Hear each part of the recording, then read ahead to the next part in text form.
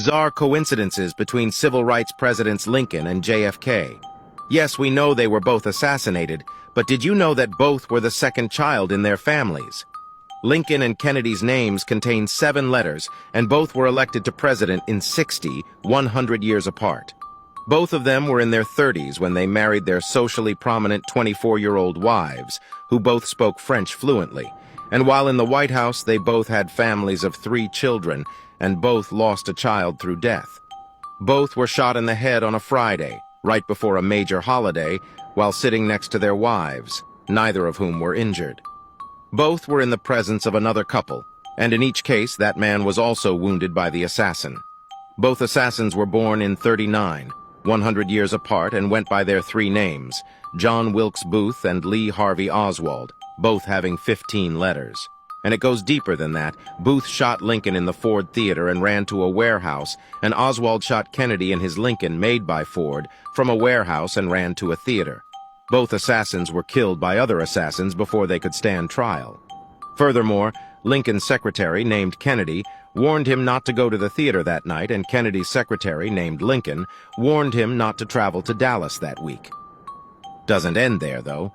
Both of their VP successors were named Johnson, one being born in 1808 and the other in 1908, 100 years apart with their names consisting of 13 letters. I'm sure there are even more coincidences. What do you all think? Every single president is related to one king. Did you guys know that every single president in U.S. history is related to one king? What? What are you talking about? This is where it gets crazy.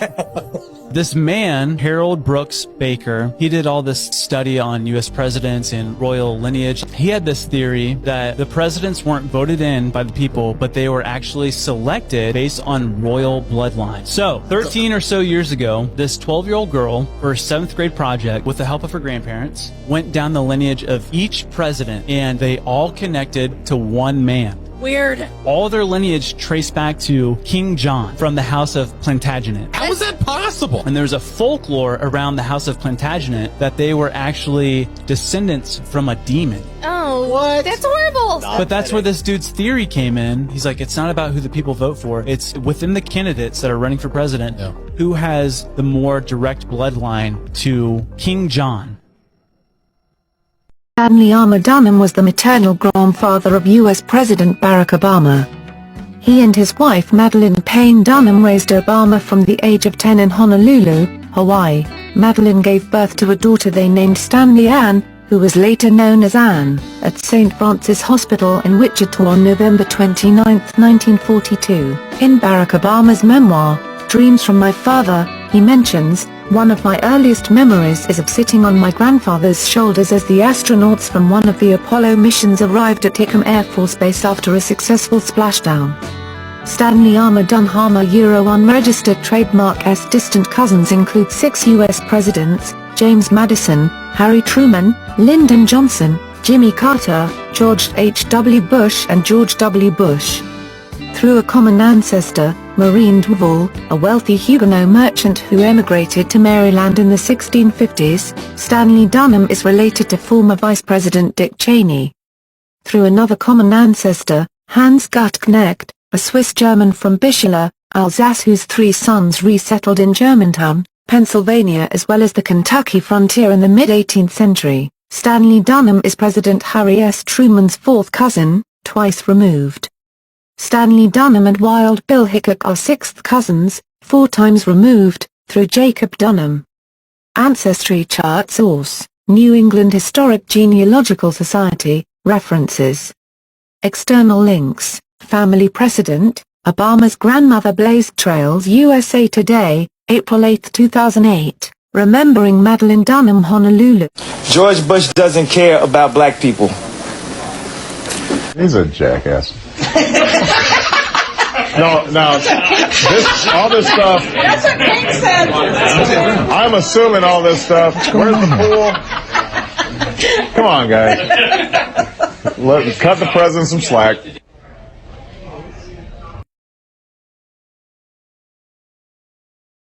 This is Barack Obama with his maternal grandfather Stanley Denham, who was a CIA agent. Stanley Denham was the cousin of George Bush Sr., who was the father of George Bush Jr. That makes Barack Obama and George Bush relatives. I wonder why they loved bombing Middle East so much. Maybe it's a family tradition.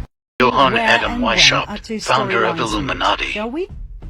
It was in 1748 in southern Germany, Bavaria, in a small town called Ingolstadt. A boy was born. His name was Johann Adam Weishaupt. At the age of 5, his father died. The Jesuits took him under their wings and groomed Adam, who turned out to be a highly intelligent and strong-minded individual, to become a professor in canon law at the Jesuit University of Ingolstadt. He rewrote ancient historical documents in which the ideology of Lucifer would eventually lead to the complete control of the world.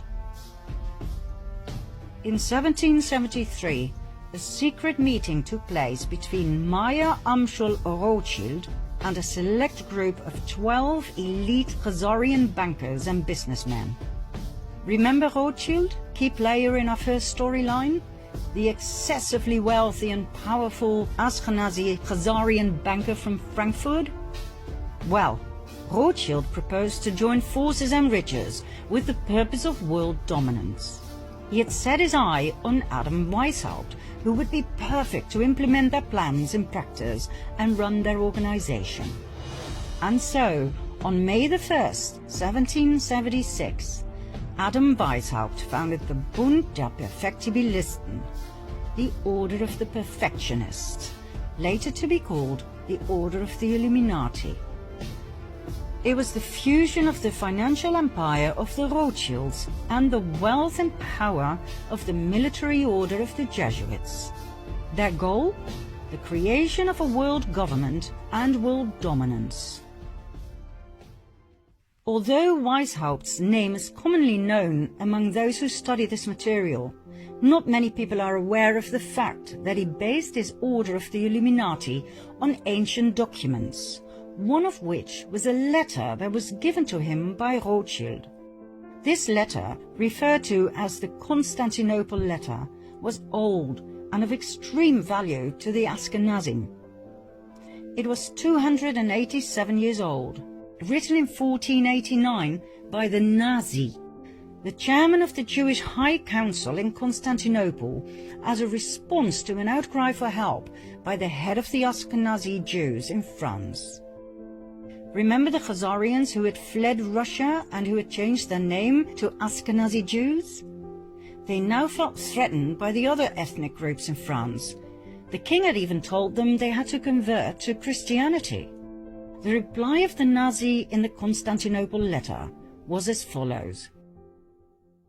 As for what you say that the King of France obliges you to become Christians, do it, since you cannot do otherwise, but let the law of Moses be kept in your hearts.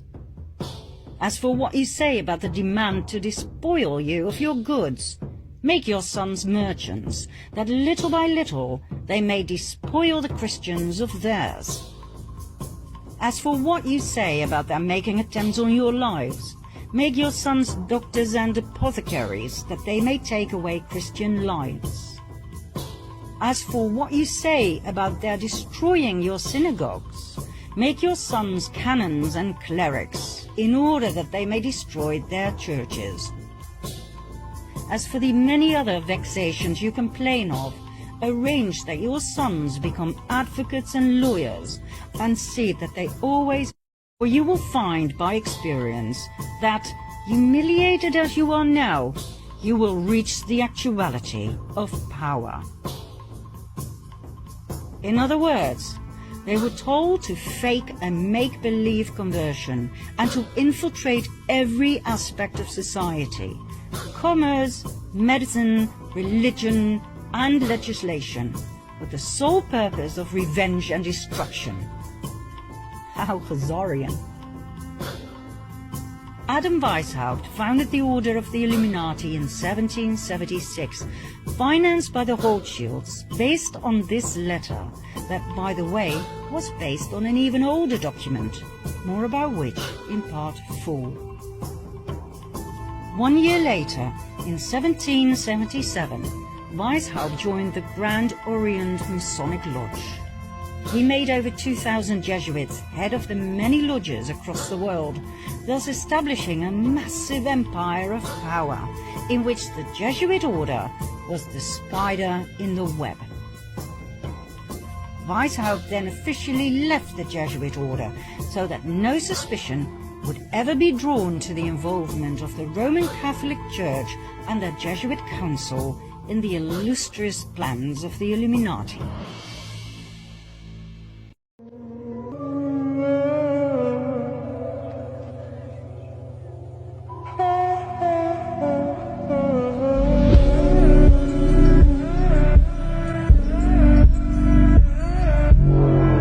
The Illuminati started in 1776, the same year America was created, and it was created by a man named Johann Adam Weishaupt.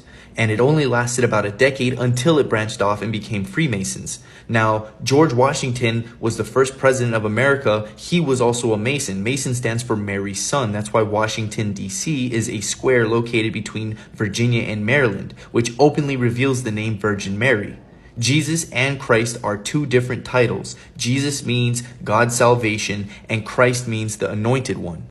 Jesus was born of Mary the Virgin, and Christ was raised by God. Mason is Mary's son, and Jason is Jehovah's son. The word Jehovah is the same as Yahweh. It's a 4-letter word of God in Hebrew, which means YHWH, also called the Tetragrammaton. And Jesus is a 5-letter word of God, or the Pentagrammaton, which is pronounced Yeshua. In Hebrew, it's YHSHWH. Jesus stood for 33 years before he died and became one with his Father as one entity. In Greek, Chrysos means gold. Therefore, Christ is the golden oil that originates from the brain and it falls down. Let me explain something. 1 second. So we have the Tetragrammaton, which is Yod He Vav He, which is the 4 tetra letters, grammar, and aton, God. And these are the 4 elements, and that's why we get Yod He Vav He. And then in English we get JHVH, which is why we get Jehovah. We also have Yahweh, which is YHWH, and that's where we get Yahweh, or, well, there's no vowels in Hebrew, so it's Yahweh. Now we have the Pentagrammaton, which is the 5 letters of God, and that's why we get Yod He Shin Vav He, and that's YHSHWH. And that's why in English we have Yahashua or Yeshua. And Yahashua is translated from Greek, which is Isus. Isus, Yahashua, Isus to English is Jesus.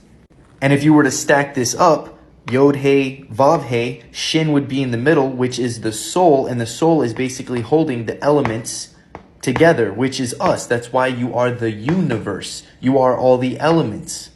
You are the zodiacal wheel. You are all the archetypes of consciousness. You are the star, the shine, Shin, Yod He Shin Vav He. It is said that the Bible is one of the greatest stories ever told, but it's just a story and biblical characters are fictional. King Tut was a real pharaoh of the 18th dynasty who had a real tomb in Egypt. For an example, his mummified corpse is inside that tomb. Jesus, Moses, and Noah, their bones are nowhere to be found. And if they were real, that would mean that Eve really came from the rib of Adam, and we would have to believe that women are born from the ribs of men. And humans in general are born from men, which is an inversion.